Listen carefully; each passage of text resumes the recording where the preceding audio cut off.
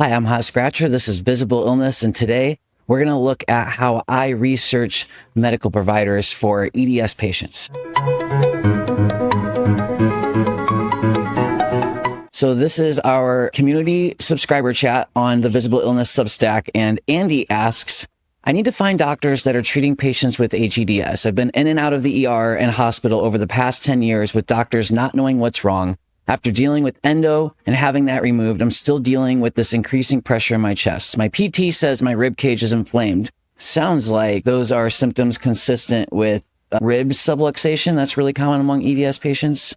I take black seed oil for the inflammation because I can't tolerate ibuprofen or NSAIDs anymore. That's also a symptom consistent with MCAS. I was on them since I started having piercing pains developing in my rib cage at around age 10 that gradually have turned into a tightening and is now a pressure that makes it hard to breathe. I get dizzy often and I'm struggling. So that what she's describing is a symptom that's consistent with the hEDS journey, which just starts as laxity, develops into subluxations, and then turns into stiffness and then pain.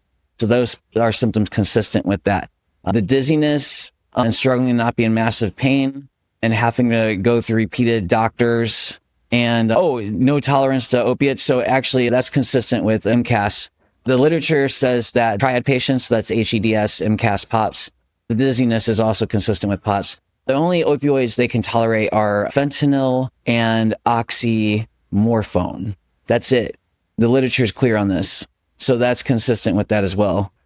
Just do not have the funds to go to a clinic, so that isn't really an option because I doubt insurance would cover it, though I do have good insurance. I asked what insurance she has, and she says she's in LA and has Blue Cross Blue Shield. Okay, so the first thing I ask when looking for providers to assess for hEDS, MCAS, POTS, the triad, is I have to know if they're on Medicaid, no insurance, or have insurance, because this matters. And I use Google Gemini, paid version, because I heavily use the deep research tool.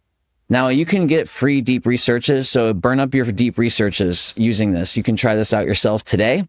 And personally, I found Gemini to be extremely beneficial in my research. Like a paid Google subscription that's around $20, $25 a month. Very worth it. Okay, here's how you prompt. You never give an LLM ultimatums or ultimates. You never say find the best doctors or find doctors that do this. You always say find doctors that have a high percentage likelihood of doing this. And the way you structure a research project is you say, can you find out everything about this topic?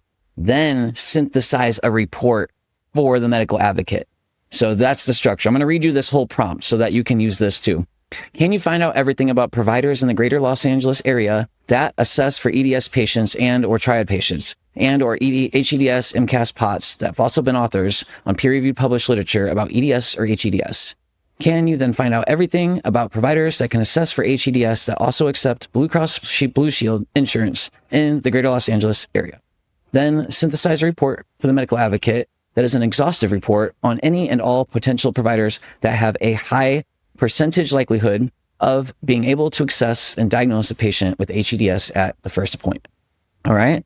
And then you submit, and then you just got to chill for a sec and let it generate a research plan. And once it gives us this prompt, we can accept it and then go do other things. So that took about 15 seconds. No big deal. I'm going to go ahead and just hit start research. Because this is a proven prompt, I didn't need to double check what that said. But normally you would read through the research project and make sure it's going to do the right thing. All right, now we can do other things. Let's go ahead and just read some other people's stories from our Visible Illness paid subscriber chat. Gregory Bramble visited Dr. Jin A. Wang at NYU Langone. So that institute actually has a lot of EDS providers that have published literature on EDS. However, that specific rheumatologist, this patient went to him, paid cash, and he wouldn't do an EDS assessment. Really sad. So it was a swing and a miss. He paid all this cash and he didn't get help. And ironically, that was a institute that does do EDS assessments, but that specific provider didn't really know anything about EDS. So it's all about the provider, not the institute. The institute is important. You want a provider at a good institute, but just because you're at a good institute doesn't mean the provider is going to be good. If that makes sense. Okay, next up we have M. Hi all, I'm M. I bounce between Colorado and California. I've had crazy migraines and neck pain, structural instability since I was younger. I recently got diagnosed with hEDS and I'm working through possible MCAS and dysautonomia diagnoses. I am also on an herbalism journey and working to find alternatives for pain management. My biggest struggle right now is knowing which doctors are worth the money, especially with so many being out of pocket. It is so overwhelming having to scatter care rather than have central support. So M is in Colorado, and in Colorado, that is like arguably the single best doctor to see in the country if you have hEDS is Dr. Edward Hepworth at the Denver Sinus Institute. He is the editor on almost every major hEDS research paper within the last few years that was important. So he's somewhere around $1,200, I think, for just like a telehealth consultation. And they really want a venogram, like an MRI or a venogram of your brain to review at the appointment. So if you're able to get that first before seeing him, that is easily like the best provider to see if you're in Denver, just because he is such an expert on hEDS. So if you were wondering who is worth the money, in my experience as a medical advocate, that is arguably the number one most worth your money provider to see in the whole country. No matter where you are in the country, you generally book a consultation with him. It could be anywhere from 9 to 12 months wait, but man, is it worth it. So she got diagnosed with hEDS, this patient M, but did not get diagnosed POTS MCAS. Other providers that are worth it are generally going to be rheumatologists or neurologists, cardiologists at reputable institutes. So places like UCLA, University of California, USC Keck, places that are Mount Sinai, the NYU Langone. So places that are like big medical institutes have a lot more weight. Their diagnoses carry a lot more. They really help you in your journey to get the care you deserve by having these really, people who are published really go a long ways, and their diagnoses are going to carry a lot more weight than other providers, if that makes sense. Next up, we have Emily Rose Tattoos in Seattle. I've been having nerve pain, hEDS, POTS, ME/CFS symptoms for the past 3 years, severely. I'm currently in a month-long flare with new neck pain and nerve pain in my tongue. I've been to urgent care. So like jaw, nerve, tongue pain, difficulty swallowing, these are all symptoms that are consistent with hEDS patients, triad patients. There's a lot of that. If you read the works of Dr. A really great resource for learning more about this stuff is mskneurology.com. This is Jedel Larson. He's arguably the world-leading expert on thoracic outlet syndrome and one of the best researchers for triad patients there is. If you go to articles, so you can see right away he has some incredible articles here about how POTS really works, how CCI really works. He has a great article on TMJ. He discusses how ME/CFS could be related to thoracic outlet syndrome. Is there so much tinnitus issues regarding hEDS patients? A lot of these articles are really incredible, but he has a great article regarding TMJ and triad patients. Let's see here. Here it is. Temporomandibular dysfunction, or TMD for short, is a condition that may lead to excruciating pain, etc., etc. So he really goes into detail about how this is related to triad patients. Emily says, I was hoping for advice on how to get more diagnostics done or different providers to try. I have Primera Blue Cross individual signature insurance via the Washington Health Plan Marketplace. I'm self-employed tattoo artist with an S-Corp election through my LLC. Okay. This is often a difficult place when you're a self-employed tattoo artist. You don't actually qualify for Medicaid, and a lot of these self-pay state plans are not very good. However, this is great. I'm glad she gave us our insurance because this helps us, again, research. I'm going to go ahead and just pull up chat. I'm going to use, and then we're going to use Grok, because Grok, if you do it through Twitter, through X, it's Grok right here on the side, and Grok is a very powerful AI tool. So we're going to use expert mode. And while we're waiting for our Gemini research to complete, we're going to go ahead and just search Grok for now. It's good to use as many LLMs as you can. The more the merrier. The more independent sources we can research, the better for this project. So I'm just going to go ahead and just copy this prompt I used. Let's just try to copy this prompt.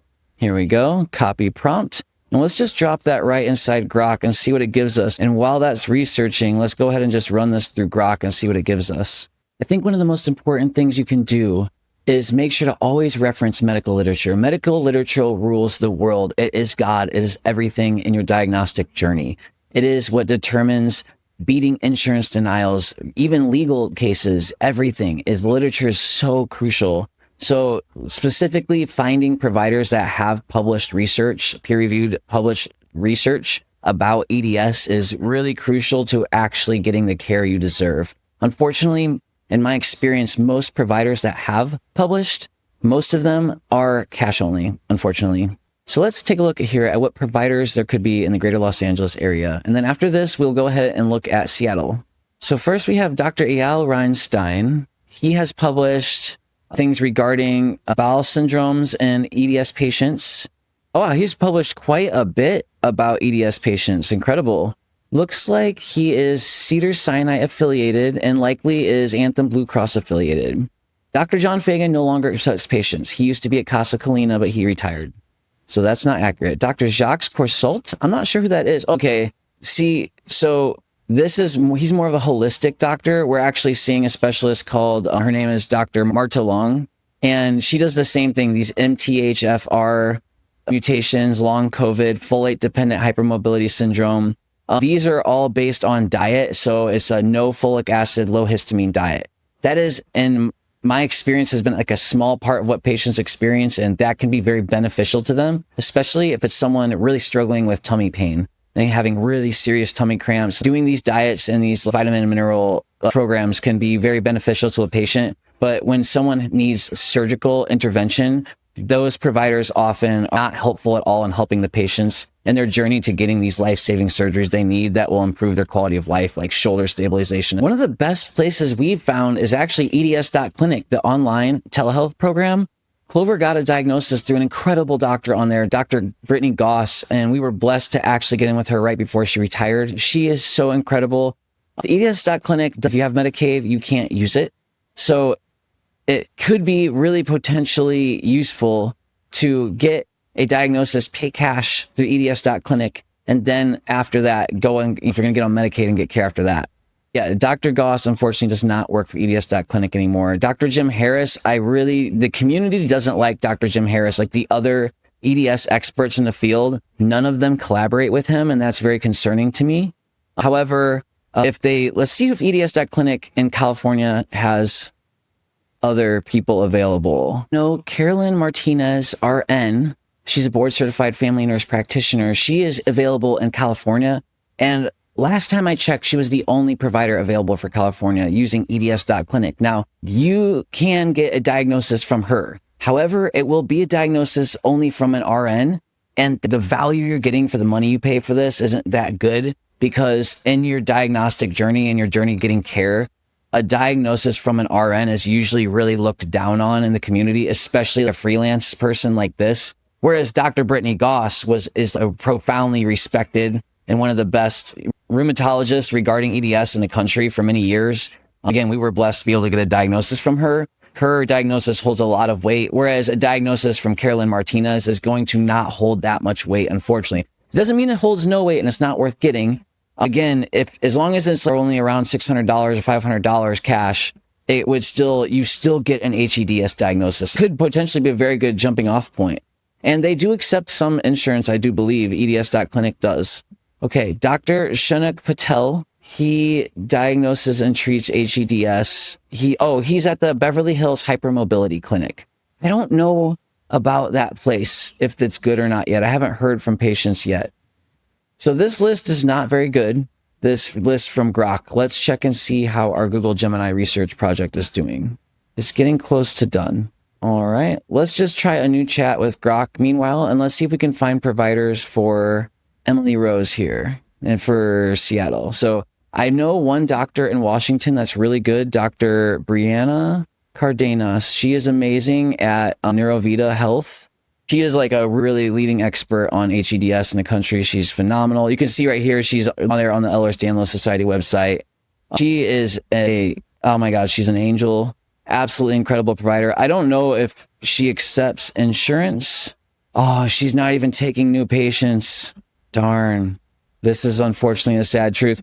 If she's worth fighting to try to get in with, I will say. I'm going to go ahead and drop this link in the Substack subscriber chat. So I do daily office hours. So if you become a paid subscriber, you'll have access to our paid subscriber chat where I pop in every day and answer everyone's questions and help you in your journey. So let's reply to Emily here. My response to Emily Rose Tattoos, who's in Washington, is this is Dr. Cardenas. She's incredible. She does telehealth, and she might not be taking new patients, but she's worth fighting to get in with. She changed Clover's life. She is incredible. She actually has hEDS herself and keeps up with medical literature. Let's try asking Grok about providers in Seattle that diagnose hEDS. And then I'm going to go ahead and use ChatGPT now too. I'm just using the free version of that as well. We're going to ask providers. Oh, I'm going to go ahead and log in actually. Okay, so we're in the free version of chat. I quit paying for it and switched to Claude. We're going to ask providers in Seattle that have a high percentage chance likelihood of assessing and diagnosing a triad patient in the first appointment. So since Emily's symptoms were consistent with someone who had hEDS, MCAS, and POTS, perhaps even progressed on to CCI, ME/CFS, I'm looking for more than just hEDS, and I'm just going to see how it does. I don't know how it's going to do, but we're going to give it a look. It looks like some options are, of course, NeuroVita Health, Dr. Cardenas, which we already looked at. It looks like she's not accepting appointments right now. There is a place called the Complex Autonomic Center. They have Dr. Eric Armitano, and it looks like they do specifically do POTS, dysautonomia, hEDS, MCAS, long COVID, etc. This is perfectly aligned with what we're looking for. I would have to, this is a situation where I would call or look and see if they accept this specific patient's insurance. There is also the autonomic clinic at the University of Washington Medicine Autonomic Program. You would likely need a referral. To get there, you would likely need to send your medical paperwork first to see if they would accept you. A lot of times you need a diagnosis first before being able to get into these places. This is a situation where having an hEDS diagnosis from, even if it was just an RN or your regular PCP, would be enough to get your foot in the door if that person would be willing to write you a referral to one of those centers. That's where getting any diagnosis can really change your life. And that's why sometimes it's worth it. Even if an RN's diagnosis won't hold up in disability federal court or won't hold a lot of weight if you're in the emergency room or something, when the doctors just are like, oh, who cares about this RN and what they think? But that diagnosis and a referral from them can get you in the door at a major university center where you can actually get some really heavy hitting diagnoses there and care. So using EDS.clinic in Washington, it looks like Jenny Zhang, not Jim Harris. Again, Jim Harris, for whatever reason, no one messes with him in the EDS community, the published researchers, and that really concerns me. However, Jenny Zhang is an MD and specifically assesses and diagnoses EDS, POTS, and MCAS. So even if you had to pay cash, this might be your highest % chance likelihood of being able to actually get meaningful care is just signing up for EDS.clinic, paying the $500 or $600, doing a telehealth appointment with her. It's usually a 2-hour long assessment. They give you a full awesome write-up and they'll write all the referrals you need, order all the imaging you need. A lot of times they might even do medication, hopefully, and they're really good. So Jenny Zhang using EDS.clinic would be huge, even if it's cash, and then having her write a referral to, so this is probably the fastest, most effective way to actually get care would probably be to doing EDS.clinic with Dr. Jenny Zhang. Okay, so let's reply to Emily here. So as you can see, just using ChatGPT, I was able to get a little bit of preliminary information along with my knowledge, of course. So this is what we're going to tell Emily. Dr. What was her name? Jenny Zhang. All right, here's our answer for Emily Rose. The fastest and most effective route to getting assessed and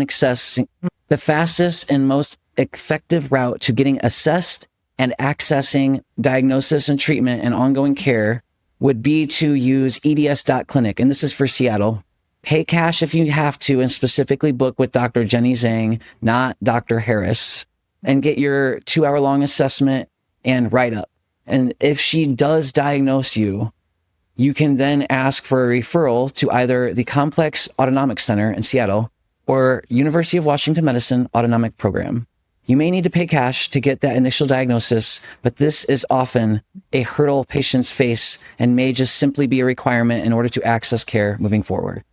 Normally, the Gemini research projects only take about 10 minutes, sometimes less, sometimes 15. This one seems to be broken. Meanwhile, let's review another case, shall we? So let's look at Gregory Bramble in the subscriber chat. So Gregory had gone to see Dr. Wang and it didn't work out. So that's when he ended up booking with Dr. Wang was only $250. It didn't pan out. So he actually ended up dropping $1,500 cash to see Dr. Nino a rheumatologist in New York City. He had to wait, I think, like 6 weeks to get in with her.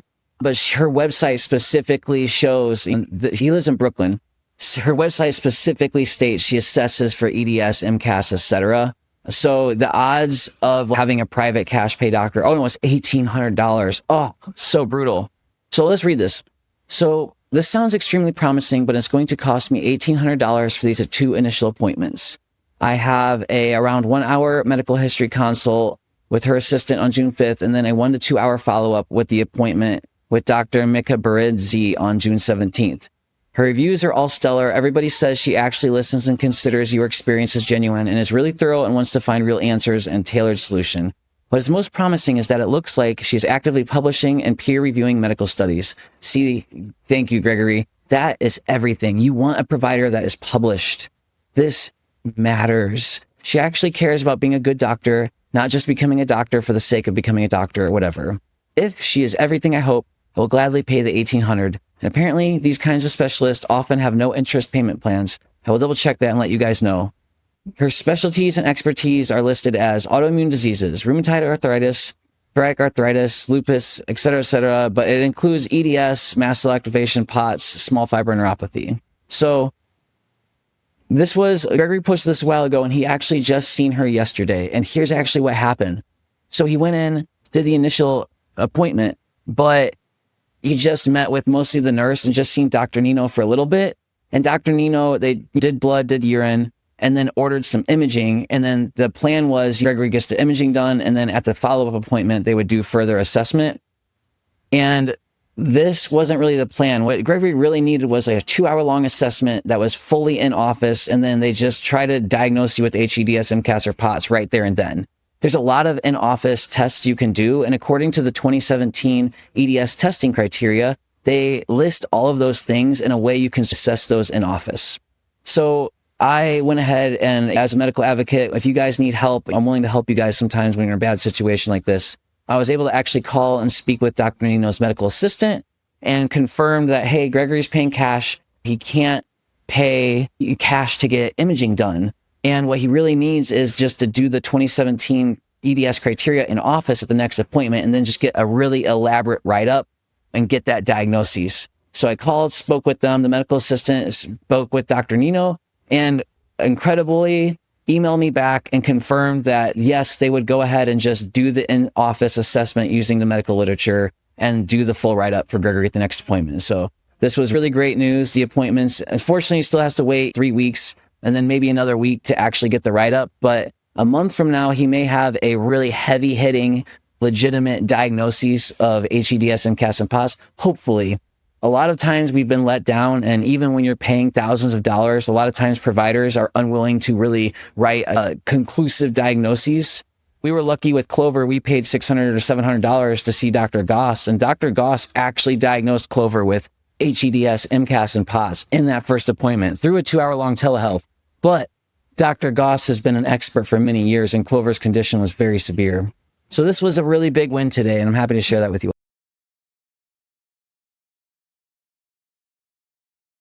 So with Blue Cross Blue Shield in Los Angeles under PPO, so you have HMO or PPO. HMO means you have to use the in-network providers. PPO plans mean you can pick and choose people. PPO is always much better, but it's usually much more expensive. USC Keck has probably one of the best EDS clinics in the country, and it's really hard to get in with there because they're super private, super expensive. Let's see if they take Blue Cross Blue Shield. Yeah, they totally do. So yeah, there's no question here. If you live in Los Angeles and you have Blue Cross Blue Shield, you just need to start getting in with everyone you can at USC Keck. Probably your best shot would be getting in with a primary care, because USC Keck is really structured. You have to get in with a primary care first to get an in-network referral. So I would try to just get in with whoever you could as fast as you could. So for a patient to successfully get assessed and diagnosed with hEDS and start their diagnostic journey, the fastest way to get in would be to get a primary care at USC Keck that's knowledgeable about EDS, who can send all of the other referrals you need. Because you need a nutritionist, cardiologist, neurologist, immunologist. You need 10 providers, and USC Keck has a lot of people. Okay, it looks like maybe you can even get in at Cedars-Sinai too. Dr. Joyce, who is she? Oh, she's a geneticist. She published Utilization of the 2017 Diagnostic Criteria for hEDS, a retrospective review. Oh, wow.